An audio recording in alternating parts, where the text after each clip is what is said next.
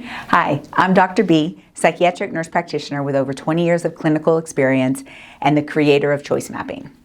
We're in a series about your personal vision, and we're going into this new year. And what is your personal vision for yourself? And we divide it into different categories. And so today's category is about health and wellness, which I don't think there's been any New Year's since I was a teenager that my New Year's resolution wasn't to lose weight.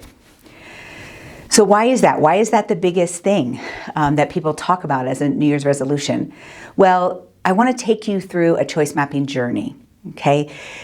And there's 4 elements in the choice mapping journey, and the 4th element is this personal vision. And let's say my personal vision is to be healthy, right?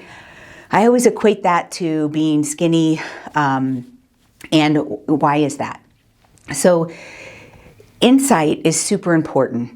So it's not just about making that resolution and working hard and then giving up on it in March, right? Which is what I've done my entire life. I might not even make it to March, honestly. But so if we take element 1, the thought map, and I say, why do I want to lose weight, right? What is the feeling behind that? The feeling is that I feel fat. And yes, that's a feeling. I don't care what you say. And so what makes me feel like that? And I can say what makes me feel like that. What's made me feel like that in the past? And I would say definitely some of my military experience where you have to weigh in and you have to be a certain weight. What made me feel like that as a child? I can remember the first time that I felt fat and the first time that I equated skinny with beautiful and healthy. And I don't actually believe that now. But it's still ingrained from my childhood. And we always ask the question, how does that relate to your relationship with God? And this may sound silly, but I'm like, God, why does everything have to be so hard?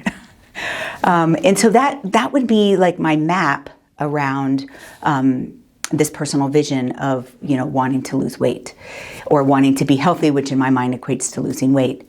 So then we identify and organize some of those things. What are my triggers? When somebody notices if I've gained weight or even, lost weight, if somebody insinuates that skinny is beautiful, those are triggers for me, which kind of cause that whole thought map to, it could spiral, but I've taught myself to try not to allow it to spiral.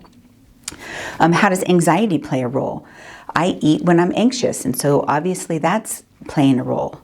What about my behaviors and choices?